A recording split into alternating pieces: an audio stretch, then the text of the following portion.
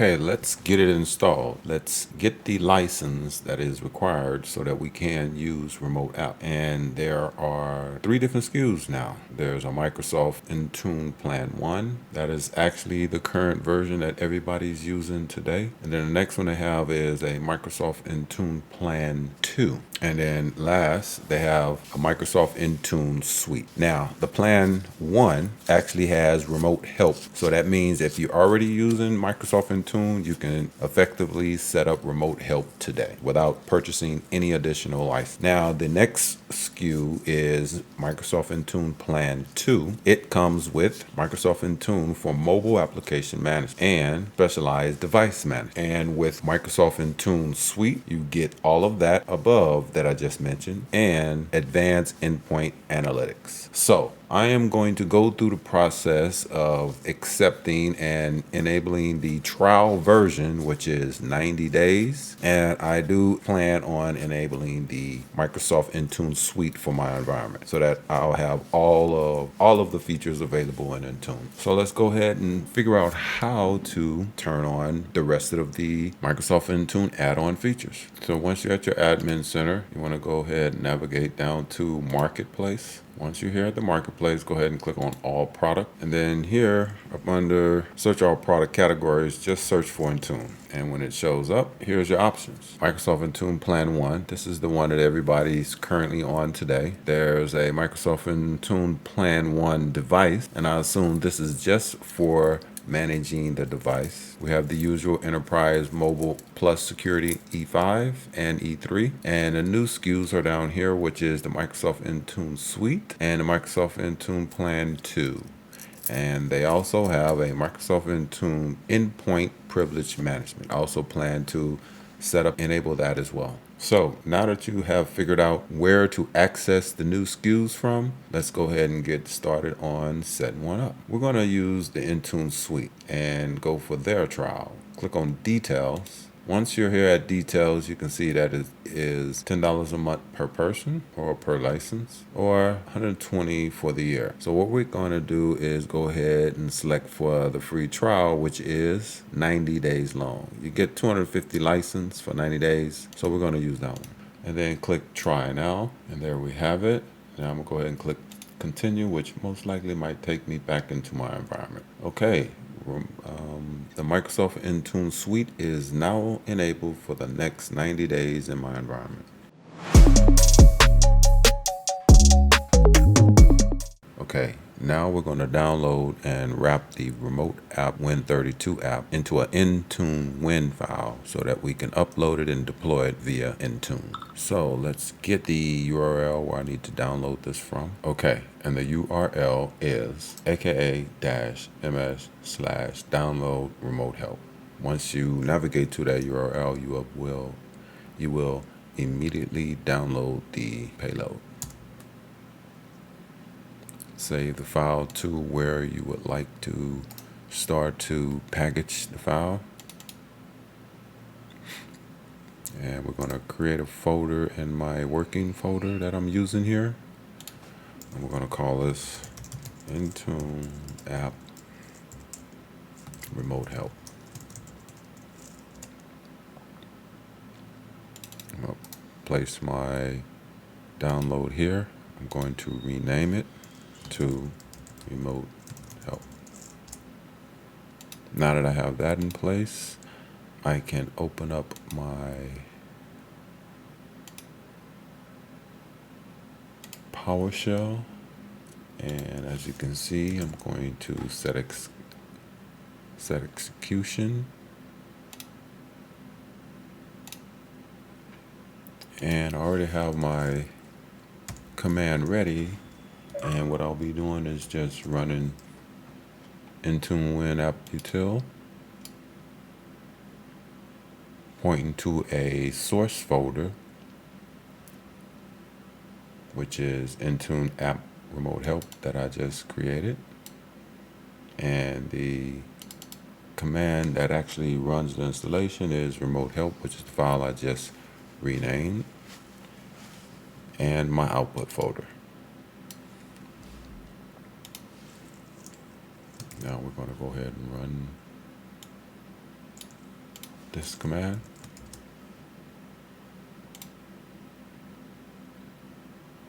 And that should be it. Go ahead and minimize the window.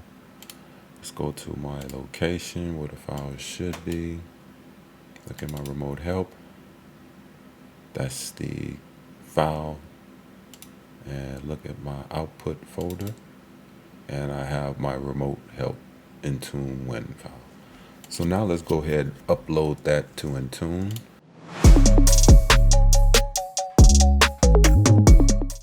We'll grab the path to my IntuneWin file, navigate up to my Intune. Here I want you to click on Apps, then click on Windows because this is a Windows deployment. And then here click on Add, and under App Type, you want to select Windows App 132. As you can see, you upload your IntuneWin file formats here. Go ahead and select, and then click select App Package File, and then up under App Package File, navigate to your location where you created the IntuneWin file. Select it, and then click Open. Now click OK. After confirming, you see the name of the app that you created, and click OK. Now here we can just give it a display name. This is a display name that will show to users if they see it prior to install, but this is how it will show up on the device. Description, you have to click this link to edit the description because you have all of these formatting styles here. And here I just want to say install.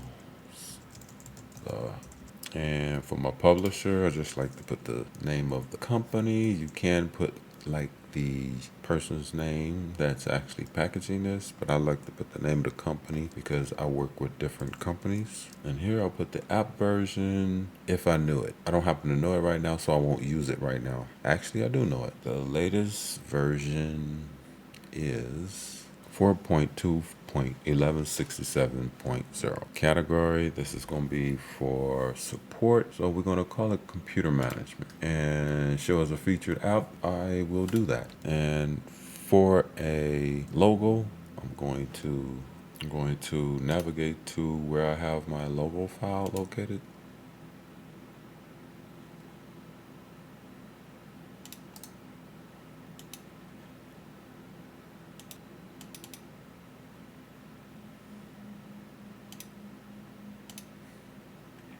Then click Next, and this will be the command that actually triggers the installation. Here you want to give it the install command, and what that will be is the name of the file. If you rename the file from Remote Help Installer, then you want to use the name you renamed it to. But if you didn't rename it, go ahead and use the name of the file that you downloaded. Now, when you have the name of the executable here, you want to add QUITE for quiet, and accept terms equal 1, and accept terms is case sensitive. And for the uninstall command, you want to use the same executable name with /uninstall/quiet. Accept term equal 1. Now, there is an option if you want the installation to opt out of automatic update, and that command is, I'm going to put it here and it will be in the description, but just so you can see it, it is enable auto updates equal 0. And this is case sensitive, but I'm going to allow updates, so I won't add that. After you have this in, we're going to install it for the system, and we're going to click Next. For the operating system architecture, we're going to use 64-bit. Minimum operating system, we're going to use 21H2 because I don't believe I have all of my devices up to Windows 11 yet. So I'm going to use 21H2 as the most minimum, and then I'll go ahead and click Next. Now, for my detection rules, I'm going to go ahead and select I'm going to go ahead and select manually configure detection rules. Go ahead and click Add, and here I want to select File, and the file path that I want to use will be cprogram files/remote help, and the command for the remote help app will be remotehelp.exe. Detection method will be string, and my operator should be equals, but I'm going to make it greater than or equal. And For the value will be the most recent version that's released to date, and that will be the 4.2.1167.0. And for your associated 32-bit and 64-bit clients, we want to leave that set to no. Go ahead and click OK, and then click Next to continue. And on dependencies, we don't have any for this particular app. Go ahead and click Next. We have no supersedings, so go ahead and click Next. And scope value, we're going to leave blank to accept the defaults. Click Next. And for my assignments, I want to assign this to a group that I have already created. Autopilot devices, select it, and then select at the bottom, and then click Next. And as you can see, I put this on required, so that means that this app will install automatic. So I don't want to do that to start. For testing, I want to see the app and manually install it. Once I know that it is installing and I can see the errors, then I'll go back and put it on required. So I'm going to drop this down here up under available. Select, and then click Next and verify your information, and then click create to create the deployment. And there you have it. Actually, it's still going. Now it's finished. So the first part was saving it, and then the second part actually completed the upload. There you have it. Okay, scratch that. That deployment that I was just doing, and the way I showed you how to wrap that package into an IntuneWin file, it actually failed. So I played around with the deployment to realize the correct way to get it to install correctly. So the fix is actually with the way the package. So last time, remember, I had the name of the file remote help installer as remote help.exe. Well, what you want to do is name it, or basically leave it as remote help installer.exe. Remember, when you downloaded this file, the full name of the file was remote help installer underscore a GUID.exe. What you want to do is remove the underscore GUID piece of that name. Leave that for the calling program that will be called. Name that file the same on your drive, and when it completes, the output will be remote help installer.exe, and then that is the file you want to upload. So let me go ahead and show you that so you can exactly see how it should look in Intune when you're uploading this file. So I'm going to upload it.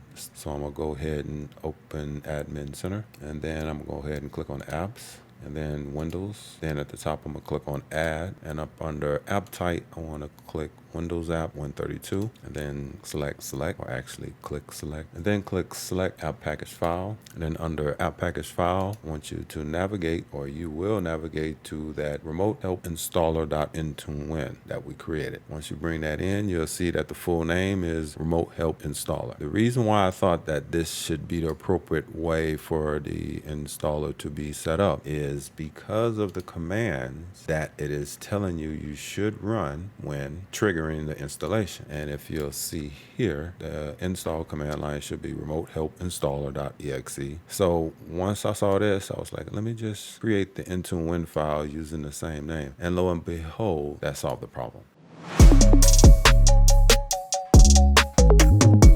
Okay, now let's enable remote app for your tenant. Now to do that, start from your admin center, click on tenant administration, click on remote help, then click on settings, then click configure, then under enable remote help, change disabled to enabled, and then for the option allow remote help to unenrolled devices, that's an option. I'm going to allow that, and leave disabled chat set to no so that you can have a chat session with your remote session. Then click save. Remote help is now enabled for the tenant. However, you need to add permissions, and the way you do that, navigate down to roles, and once you're in roles, what you want to do is assign the help desk operator role to the group of users that you want to be able to use remote help, or you can create a new group or a new role to assign people to enable them for remote help. And the permissions you want to make sure that is enabled if you create a new role is, we're going to look in the properties to show you those permissions.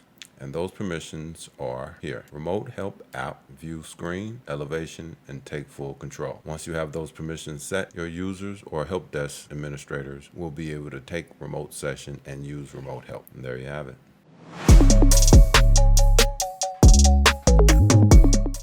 Now that you have set your permissions for the role that you want to use to allow to use remote help, now you want to assign that role to the group that you have for the users that are the help desk users. So we're going to go here to assignments, click assign at the top, give it an appropriate name, click next, and then assign a group. Click select at the bottom, then click next to continue. For the scope group, you want to assign the same group. This can be a different group, but generally it should be the same group that you use in the admin groups. Then click next. Scope tags, I'm going to bypass. Go ahead and click next. And then review your settings and then click create. So now you have remote help set up and configured. Now to see where it is installed, if you click on start, up under recently added, you should see remote help. Now let's see how to use it. Go ahead and click it. The sharer, the two terms to use would be the helper and sharer. So as a user would be the sharer, would have to sign in.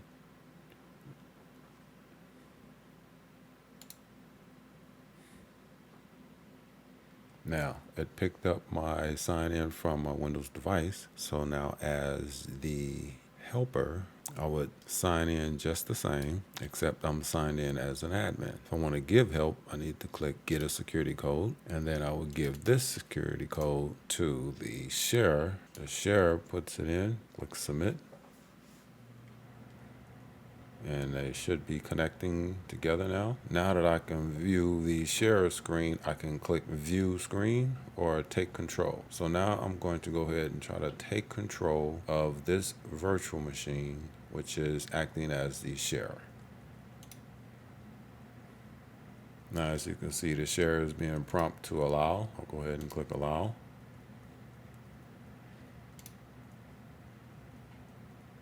You know, I wasn't really sure how this is going to work out doing all this on the same screen, but as you can see, worked out pretty well for the demo.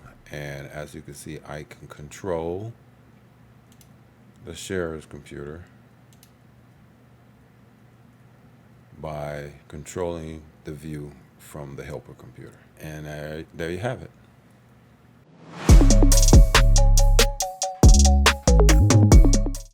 Monitoring and reports. What does that look like? That's when I ended the sharing session from our earlier record. What does that look like? So we're going to go over here into the admin center and we're going to click on tenant administration. And then here you'll see an option that says remote help sessions. Here you can see that there was 2 previous sessions that was recorded. And that's how you can see the sessions that are in process or past sessions. And there you have it.